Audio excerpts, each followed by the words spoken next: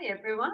It's really nice to be here. It's a Sunday morning and I'm just going to mention briefly a little bit about the relationship between trauma and body work. And we are very lucky at the moment that the inroads into the understanding of trauma have really taken on a new perspective over the past 20 years or 30 years. And of course, it did start with Bessel van der Kolk, it started with Peter Levine, and it started with Judith Herman back in the 1980s and 1990s. And I was very fortunate to be one of the first group of women to go through EMDR therapies in the 1990s, and to also work early on with somatic experiencing practices.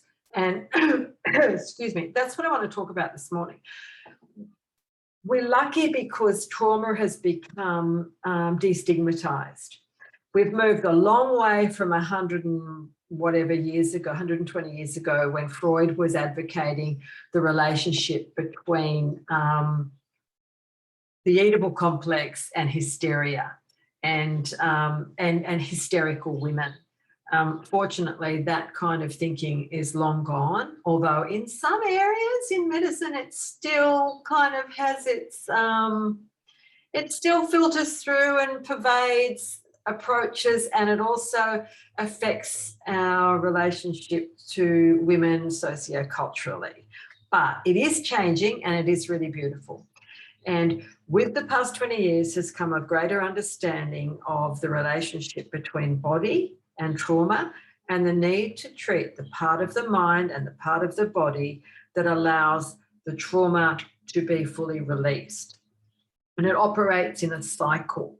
So in order to heal trauma, it's vital that we move through not just an intellectual and not just an emotional and not just a kind of a psychological or spiritual kind of processing, but we also move through a physical processing. And this can be very difficult for a lot of women to really get their heads around.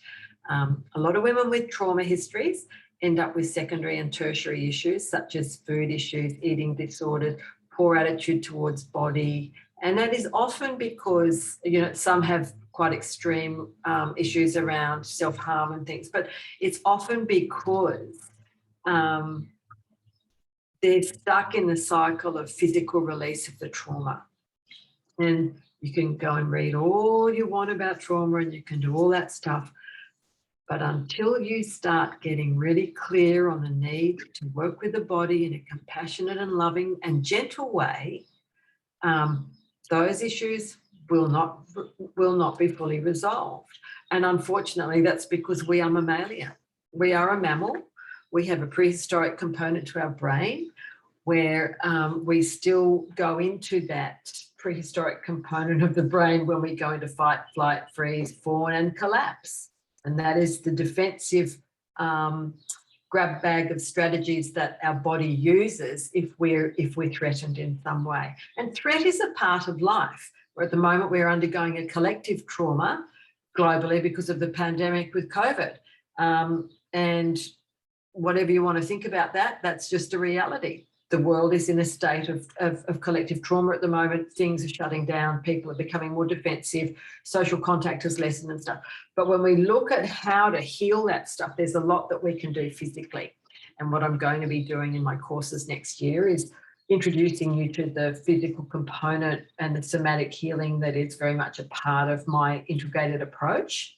And I'm also going to be bringing little snippets of those onto the Facebook group, the CSC Change Room Facebook group over the next few months. There'll be little bits of somatic experiencing that you can do.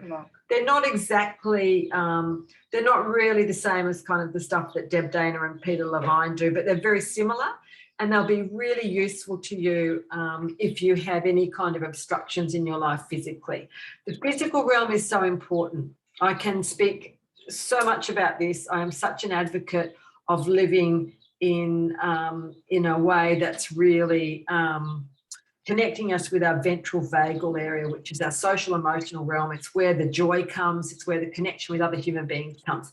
And when we are physically released from trauma and use these exercises to do that, we become able to live in this place in a way that's really beautiful. And it means that we live really fully and we live really vibrantly. And that's how I live today. You know, I treat my body really well. My body is scarred from my trauma history.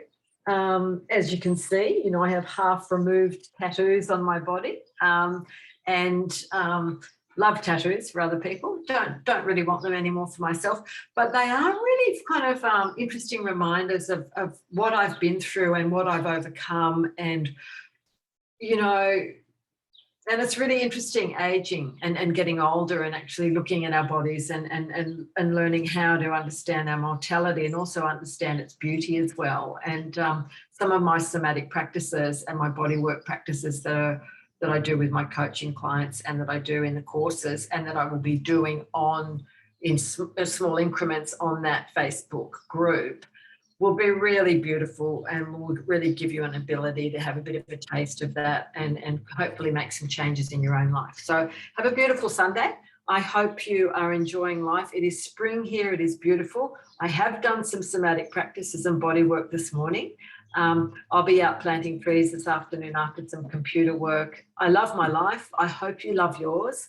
And also stay tuned, because if you invite more people into the CSC Change Room Facebook group, you could win a drawing like that one. That's one of my drawings. As many people know, I was a professional artist for years, and I'm going to be giving away a really beautiful tree drawing and leaf drawing that is a celebration of all that we are on the planet and all we can be in all our beauty. So stay tuned for that. So invite other women into the CSC Change Room Facebook group, and make sure you notice you tag that in on the there's a post about it.